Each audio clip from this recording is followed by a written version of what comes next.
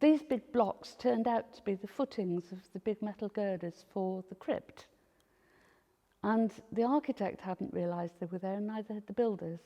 So as a result, the angle of the staircase was changed to a right angle, so that the staircase could go down between these big blocks and leave them exposed so that the public can actually see the basic structure of the building and understand what it is that gives those big arches the strength they have, which in turn produced the widest span of a structure of its kind with those arches in the whole of Europe when it was first built. And its original purpose, of course, was the police drill hall.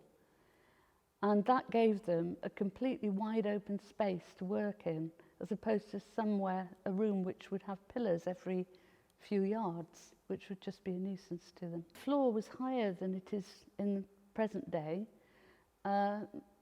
Rumour has it, and I think it's true, I think somebody actually told me they remember it happening, it was changed in the 1930s, dropped down about, a foot and a half, and the reason being that the tall policemen kept banging their heads on the arches that were above them and they needed more space.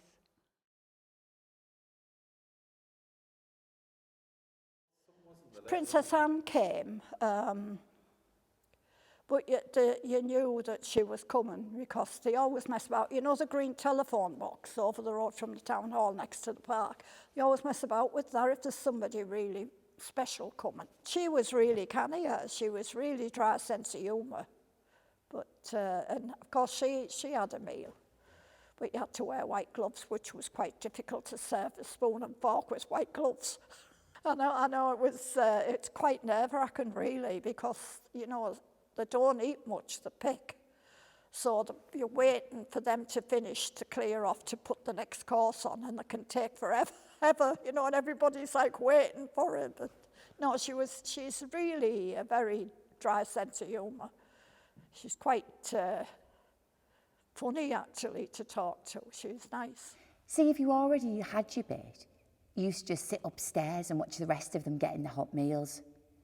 Mind you, they played a few games of cards on the lunch hour.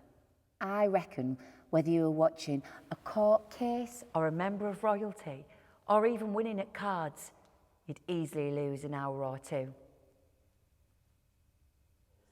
That was a coffee bar, more or less. We sold sandwiches, but if you wanted to bring your own lunch, you had somewhere where you could sit and eat and have a coffee.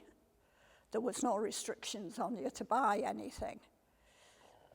And the thing was, within the courtroom, you could go in yourself and it didn't matter because there was always somebody in there you knew from another department, whereas now you would think twice about going into a restaurant and sitting on your own, where you could do that when the courtroom was open. So you had that community sort of thing within the council. The cells were the pantries, and we done the prep downstairs, but the kitchens were behind the counter. It was a long, thin kitchen. Wasn't very wide, but we managed. I mean, we used to sell hundreds of scones and bacon sandwiches and egg sandwiches on a morning. Upstairs in the courtroom, there's more graffiti carved on the wooden shelves where the journalists used to sit. And some of those are definitely traceable. Middlesbrough is a sadness that saps the very soul of life and leaves us sobbing in the squalor. It was a friend of Paul Frost's, and he had come up from London to work as a journalist and didn't really like it. I think you can tell.